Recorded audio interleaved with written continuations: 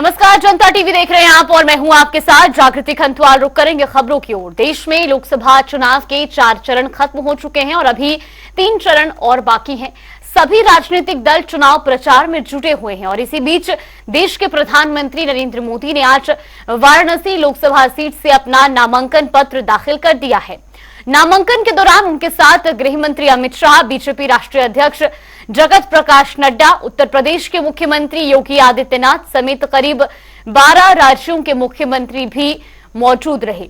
आपको बता दें कि नामांकन से पहले पीएम मोदी ने दशमेघ घाट पर पूजा की और उसके बाद काल भैरव मंदिर में भी जाकर दर्शन पूजन किए और आशीर्वाद लिया। अब प्रधानमंत्री नरेंद्र मोदी कन्वेंशन सेंटर में बीजेपी कार्यकर्ताओं के साथ बैठक कर रहे हैं। फिलहाल ये 2 तस्वीरें भी आपको टीवी स्क्रीन पर दिखा रही, जहां पहली तस्वीर प्रधानमंत्री नरेंद्र मोदी ने जिस दौरान अपना नामांकन दाखिल करा और उनके साथ मुख्यमंत्री योगी आदित्यनाथ भी मौजूद रहे।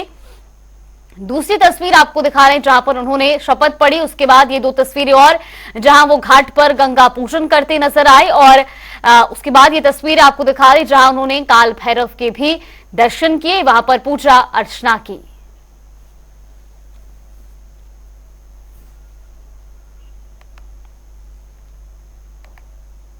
प्रधानमंत्री नरेंद्र मोदी आज नामांकन करेंगे अपना और गणेश शास्त्री जी को अपना प्रस्ताव बनाया है उन्होंने और 3 आम जनमानस बनाया है।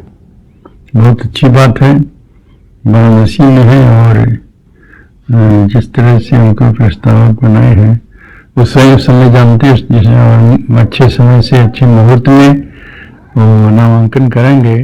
तो अयोध्या से मुख्य पुजारी के रूप में रामलला से आशीर्वाद देता हूँ। बहुत खुशी है क्योंकि कहते हैं जथा राजा तथा प्रजा, नेतृत्व जैसा होता है समाज उसका अनुकरण करता है। तो मोदी जी की आने की बात भारतीय संस्कृति पुनर्प्रतिष्ठित हुई है और 140 करोड़ देशवासियों के मोदी जी प्रहरी भी हैं, रक्षक भी हैं, अभिभावक भी हैं और तीसरी बार प्रधानमंत्री भी बनेंगे। ये हम अयोध्यावासी साधु संतों का आशीर्वाद है और 140 करोड़ जनता का आशीर्वाद है।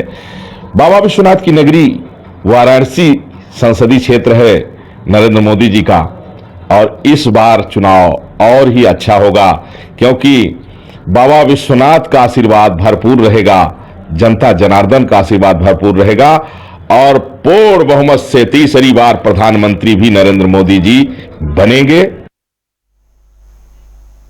तो वहीं पीएम मोदी ने काशी को लेकर एक ट्वीट जारी किया है। उन्होंने लिखा कि अपनी काशी से मेरा रिश्ता अद्भुत है, अभिन्न है, अप्रतिम है और बस यही कह सकता हूं कि इसे शब्दों में व्यक्त नहीं किया जा सकता। इसके साथ ही प्रधानमंत्री नरेंद्र मोदी ने एक वीडियो भी जारी किया है।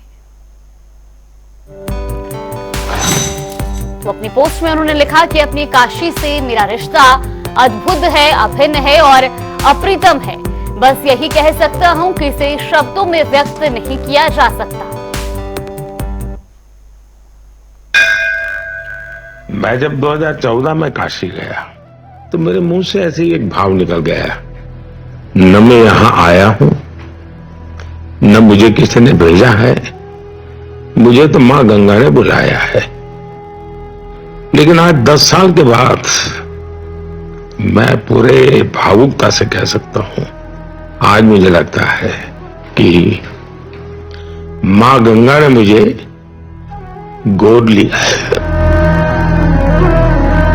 10 साल बीत गए, काशी से इतना नाता जुड़ गया कि अब मैं कभी भी बोलता हूं तो यही कहता हूं, मेरी काशी। एक मां बेटे का जैसा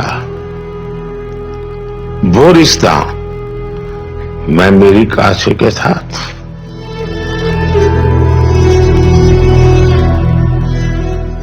लोकतंत्र है, लोगों से आशीर्वाद भी मांगेंगे और लोग आशीर्वाद देंगे भी, लेकिन ये रिश्ता जनप्रतिनिधि वाला नहीं है। ये रिश्ता किसी और ही अनुभूति का है जो मैं फील करता हूँ। कर्म ही है धर्म मेरा, धर्म ही है मेरा जीवन, जीवन ही तो देश मेरा, देश ही मेरा तन मन। विकास की लहरें उठी, धरती हो गई और पावन, माँ गंगा को शीश झुका के करने आया हूँ मैं नमन।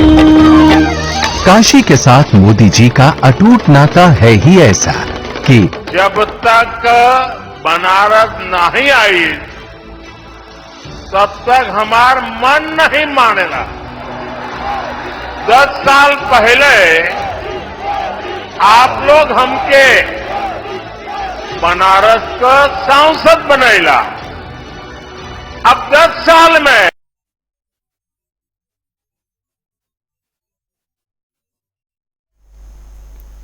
तो आज प्रधानमंत्री नरेंद्र मोदी ने अपना नामांकन दाखिल किया है और इस दौरान की तस्वीरें आपको दिखा रही, जहां नामांकन के दौरान उनके साथ एनडीए गठबंधन के कई दिग्गज नेता मौजूद रहे और इसके साथ ही उनके साथ कई राज्यों के मुख्यमंत्री भी मौजूद रहे। और जिसके बाद प्रधानमंत्री नरेंद्र मोदी ने एक वीडियो संदेश भी अपने सोशल मीडिया प्लेटफॉर्म पर जारी किया और इसमें उन्होंने साफ तौर पर यह जाहिर किया कि काशी के साथ उनका नाता शब्दों में बयां नहीं किया जा सकता। उन्होंने कहा कि काशी से मेरा रिश्ता अद्भुत, अभिन्न और अप्रितम है और ये कभी भी शब्दों में बयान नहीं हो सकता है। तो अपने वीडियो संदेश के जरिए उन्होंने अपनी भावनाएं काशी के प्रति, वाराणसी के प्रति किस तरीके की हैं वो भी उन्होंने जाहिर की और साथ ही उन्होंने कहा कि ना मैं यहां आया हूं और ना ही मुझे किसी ने बुलाया है, मुझे तो मां गंगा ने बुलाया है। तो अपने वीडियो संदेश के जरिए उन्होंने ये भी जिक्र किया। तो वही वाराणसी से हमारे सहयोगी धर्मेंद्र चौबे हमारे साथ जुड़ गए। धर्मेंद्र, आज प्रधानमंत्री नरेंद्र मोदी ने बतौर प्रत्याशी अपना नामांकन दाखिल किया है और इसके बाद उन्होंने एक भावुक करने वाला एक वीडियो संदेश भी जारी किया, लेकिन आज वाराणसी की जनता में किस तरीके का उत्साह, क्योंकि 2 बार से लगातार प्रधानमंत्री वहीं से सांसद और अब तीसरी बार वहां से नामांकन दाखिल कर चुके हैं। देखिए, वाराणसी की जो जनता है, प्रधानमंत्री जब 2014 में पहली बार चुनाव यहाँ लड़ने आए थे तो उन्होंने गंगा का नारा दिया था और गंगा के सहारे 2014 की नैया जो थी उनकी पार हुई। और उसके बाद प्रधानमंत्री दूसरी बार जब 2019 चुनाव लड़ने आए तो काशी के बेटे के रूप में और काशी की जनता ने उन्हें फिर पुनः स्वीकार किया और अब तीसरी बार प्रधानमंत्री ने काशी में काशी का बनकर इस बार आए हैं और काशी निवासी के रूप में चुनाव लड़ रहे हैं। और कोई ऐसा सांसद या प्रधानमंत्री नहीं है जो अपने संसदीय क्षेत्र में जितनी बार प्रधानमंत्री रहे और लगातार वो विजिट करते रहे, एक जैसे कि काशीवासी हों, गुजरात से आके चुनाव लड़ना और काशीवासी बन जाना, ये बहुत बड़ा एक लेख दिखा रहा है, ये भविष्य दिखा रहा है। जो इतिहासों में दिखता था वो आज प्रधानमंत्री 2014 से लिखते चले जा रहे हैं और अब 2024 में लिख रहे हैं वो पटकथा को। तो कहीं ना कहीं वाराणसी की जो जनता है अब उनको यहाँ का बेटा मान चुकी है। उस तर्ज पर प्रधानमंत्री का जो रोड शो हुआ वो आपने देखा कि बहुत बड़ा जनसैलाब 6.5 किलोमीटर में लगभग लाखों लोगों ने प्रधानमंत्री का स्वागत किया। ऐसा कि लगा कि नहीं, काशी का ही बेटा हो, काशी का ही रहने वाला हो। वो स्वागत मतलब एक घर का माहौल जो होता है वो देखने को प्रधानमंत्री को मिला। जो अपनौत होती है, जो भावुकता होती है, एक परिवार का सदस्य आने पर लोग स्वागत करते हैं, वो काशीवासी उनको दिखाए। और आज प्रधानमंत्री ने गंगा सप्तमी के दिन सुबह गंगा का पूजन किया और गंगा का भी उन्होंने नाम लिया है वीडियो के माध्यम से कि ना मैं आया हूं ना किसी ने भेजा है, मुझे तो गंगा ने बुलाया है। तो प्रधानमंत्री ने उसी गंगा का आज भी सहारा लिया। गंगा पूजन, गंगा सप्तमी थी, गंगा पूजन उन्होंने किया और गंगा के रास्ते नमो घाट पहुंचे। वहां से वो काशी के पीठाधीश्वर, काशी के कोतवाल काल भैरव का उन्होंने दर्शन किया और मत्था टेका, आशीर्वाद लिया और उसके बाद नामांकन स्थल पहुंचे, जहां लगभग नमो घाट से जो 5 किलोमीटर की दूरी है इतने डिस्टेंस में लगभग 43 डिग्री के टेम्परेचर में लाखों की जनता रोडों पर बिल्कुल धर्मेंद्र, कल की वो तस्वीरें भी बयां कर रही थी। 5 किलोमीटर वो लंबा रोड शो, लेकिन इस दौरान लोग सड़कों पर दूर दूर तक जनसैलाब देखने को मिला। लोग अपने घरों से, छतों से भी उनकी एक झलक पाने के लिए आतुर नजर आए। और आज उन्होंने नामांकन के बाद जो वीडियो संदेश भी जारी किया, उसमें भी वो साफ तौर पर यही कहते नजर आए कि ना तो मुझे किसी ने भेजा है और ना मैं यहाँ आया हूं, मुझे तो मां गंगा ने बुलाया है। और अब इसी उम्मीद से भी कि मां गंगा का आशीर्वाद एक बार फिर उन्हें मिलेगा। और मां गंगा के लिए उन्होंने काफी जो किया है, जो नजारा दिखता है, काफी के घाटों की तस्वीर, काफी की स्वच्छता की बात की जाए, चाहे काफी के डेवलपमेंट की बात की जाए, प्रधानमंत्री काफी लगातार लगभग 35,000 करोड़ की परियोजनाएं 2014 से 2019 तक दिया, 19 से 23 तक दिया। प्रधानमंत्री लगातार डेवलपमेंट, वाराणसी में पूर्वांचल का उन्होंने विकास किया, कनेक्टिविटी का बनाया, जल मार्ग से मालवाहकों का आवागमन और आयात निर्यात हो सके, नव मार्ग से उन्होंने किया, सड़कों का जाल बिछाया।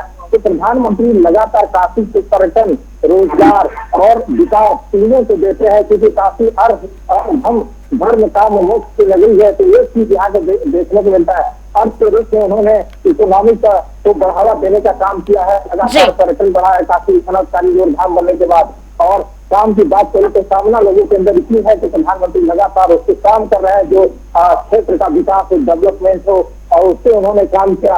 और महादेव की नगरी में मुफ्त वैसे ही मिल जाता है लोगों को।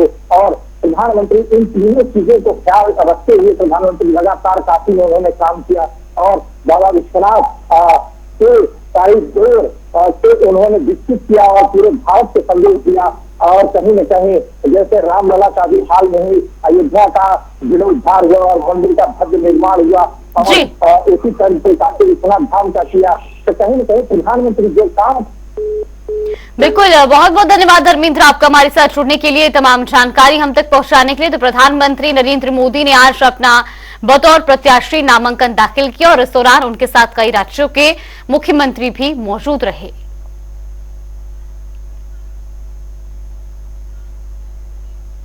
और चलिए रुक करेंगे 4 मिनट में 18 मंडल की खबरों का। रायबरेली में एक छोटी सी नाई की दुकान में राहुल गांधी ने कराई शेविंग, सोशल मीडिया पर वीडियो हो रहा वायरल। रायबरेली में बीजेपी प्रत्याशी दिनेश सिंह ने कांग्रेस और राहुल गांधी पर बोला हमला, कहा रायबरेली की जनता को धोखा दे रही कांग्रेस, आचार संहिता का उल्लंघन करने के लगाए गंभीर आरोप। सीबीएसई की 12वीं की परीक्षा परिणाम घोषित, नोएडा के स्कूल का 100% रहा परिणाम, सुरभि मित्तल ने हासिल किए सर्वाधिक अंक। सिद्धार्थनगर की श्रद्धा प्रियदर्शी ने सीबीएसई परीक्षा में हासिल किया दूसरा स्थान, परिजनों में छाई खुशी की लहर, आईएएस बनकर देश की सेवा करना चाहती हैं श्रद्धा। आगरा में तेज हवाओं के साथ बदला मौसम का मिजाज, बारिश होने के साथ पड़े ओले, लोगों ने जमकर उठाया लुत्फ। उन्नाव में निर्माणाधीन एक्सप्रेसवे पर ग्रामीणों ने लगाया चक्का जाम, एक्सप्रेसवे पर कट न बनाए जाने पर ग्रामीणों में दिखा भारी आक्रोश। बुलंदशहर के जिला अस्पताल में दिखी बड़ी लापरवाही, मोबाइल की टॉर्च से हो रहा मरीजों का इलाज, वीडियो हुआ वायरल। आगरा के चंबल सेंचुरी क्षेत्र में वन कर्मियों की दिखी बड़ी लापरवाही, चंबल नदी से जलीय जीवों को हो रही तस्करी, वीडियो वायरल होने से मचा हड़कंप। ललितपुर पुलिस ने असला फैक्ट्री का किया भंडाफोड़, छापेमारी में शातिर हिस्ट्री शीटर को किया गिरफ्तार, कब्जे से देसी तमंचा और शस्त्र बनाने के उपकरण बरामद। बुलंदशहर में मामूली विवाद में कई राउंड फायरिंग, आधी में गिरे पेड़ की उठाने के चलते हुआ था 2 पक्षों में विवाद। सहारनपुर में प्रेमिका के परिजनों ने की प्रेमी की पिटाई, वीडियो हुआ वायरल। सहारनपुर में भंडारे में गई नाबालिग के साथ हुआ दुष्कर्म, परिजनों ने पड़ोसी युवक पर लगाया आरोप, पुलिस ने कार्रवाई करते हुए आरोपी को किया गिरफ्तार। रायबरेली में दिखा तेज रफ्तार का कहर, एम्बुलेंस ने बाइक सवार को कुचला, बाइक सवार पिता पुत्र गंभीर रूप से घायल। मैनपुरी में गेहूं खरीदने को लेकर किसानों पर दबाव, कम दाम मिलने से नाराज किसान, दुकानदार और किसानों ने कचहरी पर दिया प्रशासन को ज्ञापन। आगरा में कपड़े के शोरूम में लगी भीषण आग, लाखों रुपयों का हुआ नुकसान, फायर ब्रिगेड ने आग पर पाया काबू। आगरा में अज्ञात लोगों ने कार चालक के साथ की मारपीट, चालक ने कार में छिपकर बचाई अपनी जान, पीड़ित को गंभीर अवस्था में अस्पताल में करवाया गया था। कानपुर में युवक ने की आत्महत्या, मृतक ने आत्महत्या से पहले उप निरीक्षक सत्येंद्र यादव पर वीडियो बनाकर लगाए गंभीर आरोप। सहारनपुर में लापता बच्ची का मिला बोरे में शव, गला घोंटकर हत्या करने की जताई जा रही आशंका, मौके पर पहुंचे एसएसपी। हापुड़ में हाईवे पर तेज रफ्तार कार बेकाबू होकर ट्रक से टकराई, हादसे में कार के उड़े पर खच्चे, 6 लोगों की हुई दर्दनाक मौत, लोनी से नैनीताल जा रहे थे कार सवार।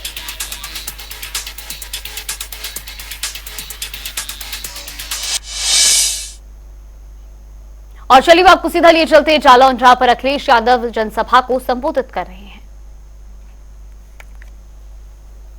ये हुआ कि ये सरकार जो कहती थी कि किसानों की आय दोगुनी कर देंगे, हमारे बुंदेलखंड के किसान जानते होंगे उनकी लागत बढ़ गई, लेकिन उनकी पैदावार की कीमत या आय जो बढ़ाने की बात कही थी, आज हमारा किसान संकट में चला गया। इनकी आय दोगुनी नहीं हुई, न आय दोगुनी की, और महंगाई बताइए कहां पहुंचा दी। महंगाई आसमान पहुंचा दी। आज चाहे वो खाद खरीद रहा होगा किसान, चाहे डीएपी ले रहा होगा, चाहे कीटनाशक दवाई ले रहा होगा, सिंचाई के लिए अगर डीजल ले रहा होगा, बिजली ले रहा होगा, आज हर चीज भारतीय जनता पार्टी की सरकार में महंगी हो गई। और जिस समय हमारे किसान की फसल तैयार हुई, इस सरकार ने कोई व्यवस्था नहीं की जिससे हमारे किसानों की फसल की कीमत भी मिल पाती। न केवल हमारे किसानों को धोखा दिया, बल्कि उनकी हर फसल में इन्होंने लूटने का काम किया। बताओ कि बुंदेलखंड के हमारे किसान भाइयों, गरीब भाइयों, इन्होंने आपको लूटा कि नहीं लूटा? और जो लोग भरोसा दिला के गए थे कि आय दोगुनी हो जाएगी, आज 10 साल बाद बताओ आपकी आय दोगुनी हो गई क्या? हमारा किसान और गरीब संकट में चला गया। जब इनकी मदद होनी चाहिए थी, इन्होंने बड़े बड़े उद्योगपति, बड़े कारोबारी और जो बड़े संपन्न लोग हैं उनकी मदद की भारतीय जनता पार्टी ने। अभी जब कर्ज माफी की बात आई, इन्होंने करोड़ों करोड़ों रुपए जिन्होंने कर्ज लिए थे बैंकों से, उनका तो कर्ज माफ कर दिया, लेकिन हमारे गरीब किसान जिन्होंने मात्र लाखों में कर्ज लिया होगा, उनका कर्ज माफ नहीं किया। और जिस समय कर्ज माफी का फैसला लिया इन्होंने, उस समय तय किया कि जिनका 5 करोड़ से ऊपर बैंकों का कर्ज है, उनका कर्ज माफ होगा।